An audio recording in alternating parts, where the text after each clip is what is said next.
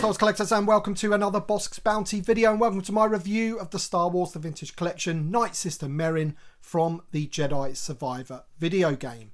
Now, this isn't a figure that I claim to know too much about because I haven't actually played the Jedi Survivor video game. I have played Jedi Fallen Order. Apparently, she is in that. Is she a Nightsister at that point? I can't even remember. It's been a long time since I played that game. But in terms of a figure point of view, it's a decent looking figure. It's got some cool accessories. We're going to be checking it out. We're going to be checking out the card back and everything like that. If you're into the game, then you're definitely going to be into this one, and it will be a figure that you've probably wanted for them to release, and here it is. So with all that being said, if you happen to enjoy the video, hit the like button down below, subscribe if you're new, and let's get into this. Alright then, so here is the card back for Nightsister Merrin from Jedi Survivor, and you guys that have played the game will probably appreciate this card back more than I would, but it looks a pretty decent one. For me, it has a very sort of Halloween vibe to it. The purples and the greens, I don't know, it just sort of strikes me as a bit of like Halloween for me, but there you go. Back of the card, she is VC367 in the line. There you can see the figure out of the packaging with that card back, and there is a little write-up about her. So you can pause that if you want to check that out. So Nightsister Merrin, let's check it out. Alright then, so here is Nightsister Merrin out of the packaging, and as I said, in terms of the character, I don't know too much about the character. I haven't played the follow-up game Jedi Survivor, but purely from a figure standpoint, this is a pretty cool figure. Now, I couldn't tell you if it's 100% new or anything like that. I suspect that some of it has been reused. I'm even thinking, looking at those legs and boots, that they're possibly from Velsartha. I'll have to dig that figure out and check. But I'm not too sure if they would have spent the money on an all-new figure for Nightsister Merrin from a video game, basically. Possibly the arms have been reused as well. But we're going to take a close-up look at the figure because the head sculpt looks absolutely amazing. There's some really good paint applications on that head as well. And there's some nice detailing on her garment that she's wearing underneath her jacket as well. And also on the belt area as well.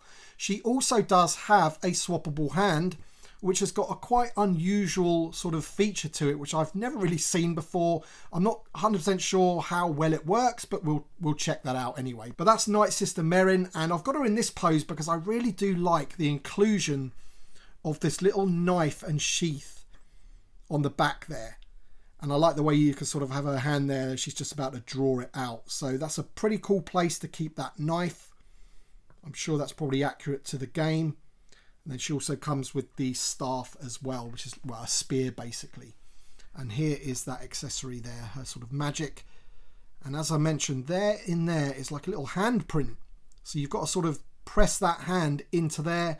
Not 100% sure how well that works. I've given it a go and it kind of fell out, but maybe I can do a better job of it a bit later on in the video. But there you go, that's Merrin. Let's take a closer up look. Alright then, so here is Nightsister Merrin, super close-ups. You can get a good look at that head sculpt and the photo reel and paint applications and all that kind of thing. And really nicely sculpted hair, as you can see. There's that nice detail that I mentioned on the undergarment underneath the jacket with a bit of a necklace going on there. She's got some nice belt details with a like little buckle thing hanging down. And there's the knife on the back, and there's even some details sculpted in on the sheath.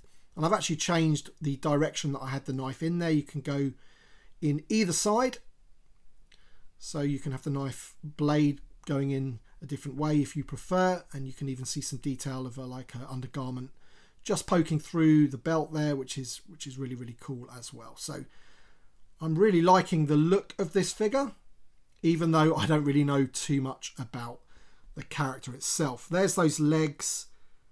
I'm pretty sure that they've used those before, and even those arms as well. But you can see some paint applications just there on the cuffs and on the back of the hands. You know, these female characters have really skinny arms. They really do. And that sort of adds to the fact of why they don't tend to do hinged wrists anymore, because you know, this little bit here is so thin. But she's looking pretty cool there. She's got a hood on that jacket. Some paint applications inside the hood. So all in all, a really nicely painted figure.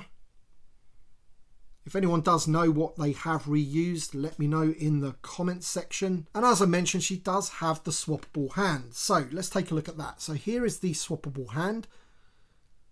It's like an open hand, and then I noticed on the back of this, I was thinking, how's this going to attach to her hand? And you can just see there's like an imprint of a hand on the back of that. So I'm presuming that this kind of like presses in.